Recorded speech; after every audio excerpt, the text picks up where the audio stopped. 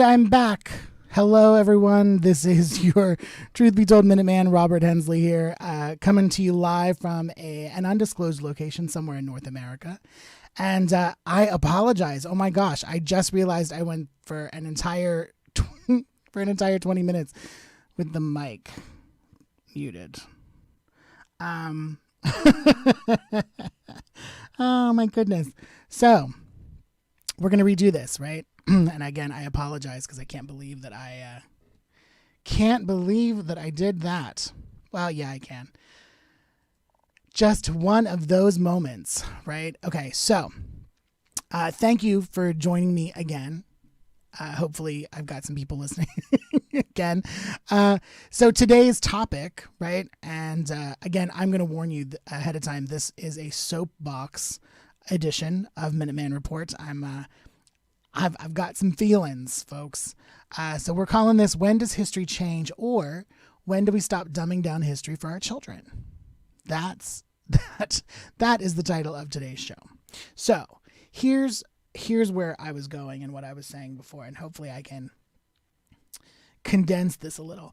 I am worried, right?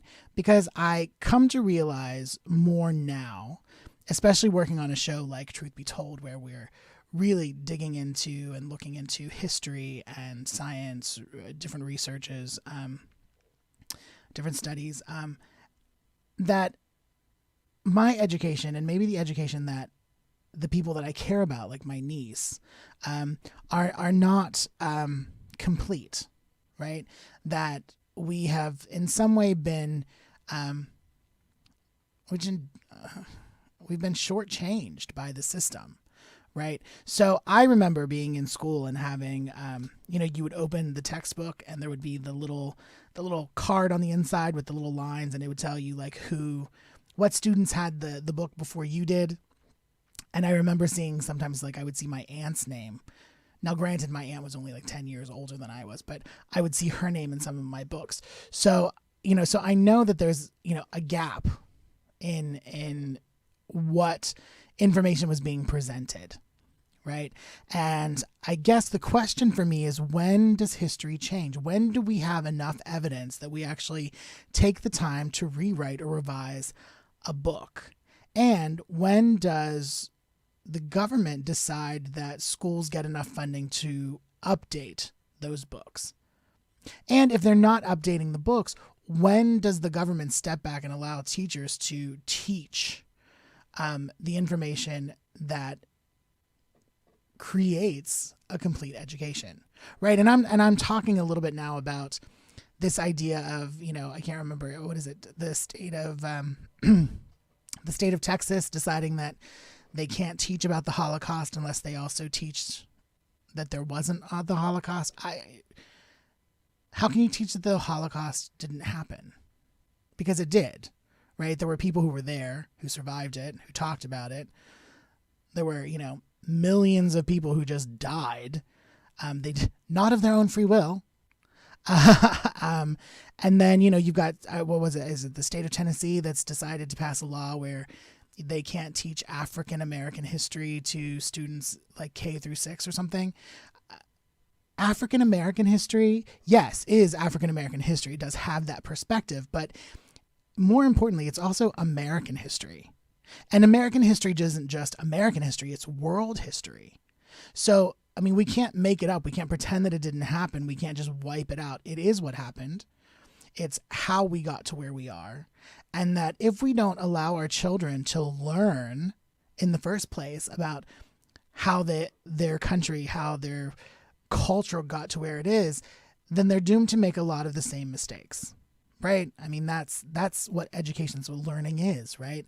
Making a mistake, learning from it, creating new ways of doing things that don't create a mess, and moving on. Anyway, so that's kind of where I am today. And I got to that because I was reading some research that I found that had happened in the 1970s, right? Now it has been updated. There have been new kind of findings to refresh that study. And so I'm going to talk about that a little bit right now. So prior to the 1970s, they had found a Norse Viking settlement in Newfoundland, right? It's called Lance o Meadows.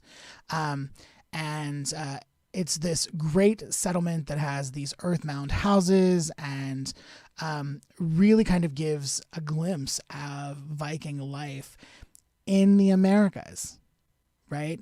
And people knew that this was something where the Vikings had come to America long before Christopher Columbus, right? And so recently they went back and they looked at these pieces of wood that were collected in the 1970s, and how they knew that this settlement was not from an indigenous people and that it was the Vikings is that the indigenous tribes of America, the indigenous peoples of America, were not using metal tools during this time period, but the Vikings were, right? Also, the way that the houses were built, it matches Norse construction. So now these pieces of wood, they decided to cross-reference the growth rings of these pieces of wood with what they knew about solar storms that had happened in 922 and 993 AD. These solar storms had kind of blast the earth with cosmic radiation, and it created or left these increased levels of radioactive carbon in trees. So if you were to look at their growth rings and you find where this, massive deposit of solar radiation is, you can then kind of count the rings and figure out when the tree was chopped down using these metal instruments. So it turns out, get this, right? The Vikings cut down these trees exactly 1,000 years ago in 1021 AD, right? That's 400 years before Christopher Columbus wasn't even a thought at that point, right? Like he was, his great grandparents were maybe making spaghetti at that point. But so these people came to the Americas, to North America, right? To the far north. And they had interactions with the natives, with the indigenous peoples, because they wrote about it in the Icelandic sagas, right? They wrote about the Vikings meeting the natives in the Americas. They even talked about how the natives attacked their ships when they arrived.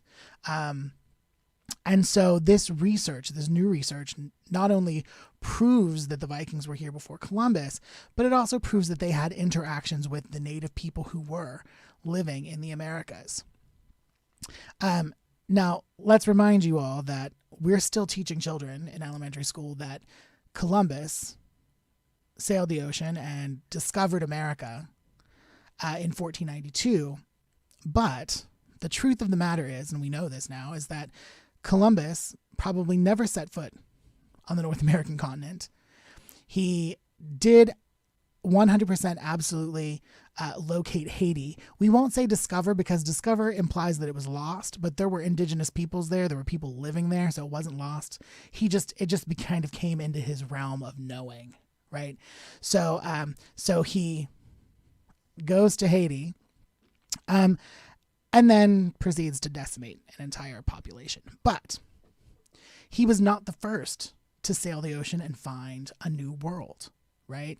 The Vikings did it. And then even before that, before the Vikings, there is evidence, right? And I'm going to pop out this new picture here. And again, if you're listening on audio, and I'm sorry you can't see the pictures, but I'm showing a picture of Dighton Rock, which is a boulder on a beach near Berkeley, Massachusetts, that has Phoenician petroglyphs.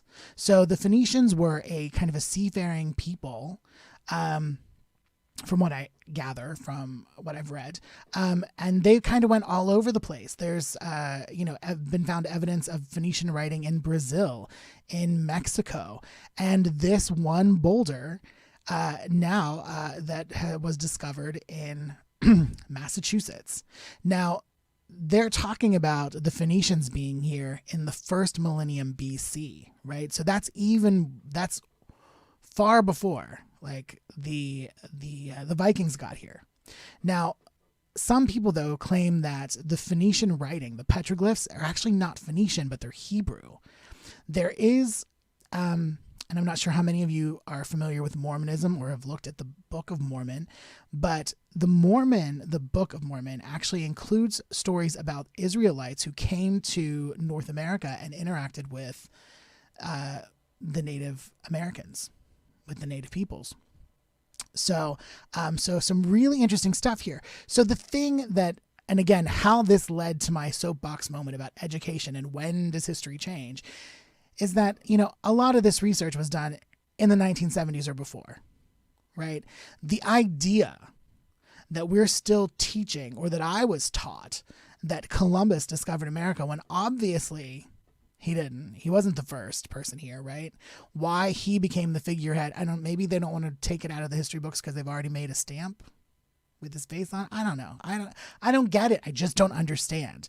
So, and here's the thing is I 100% support educators. I think that teachers have a hell of a hard job to do in light of everything else.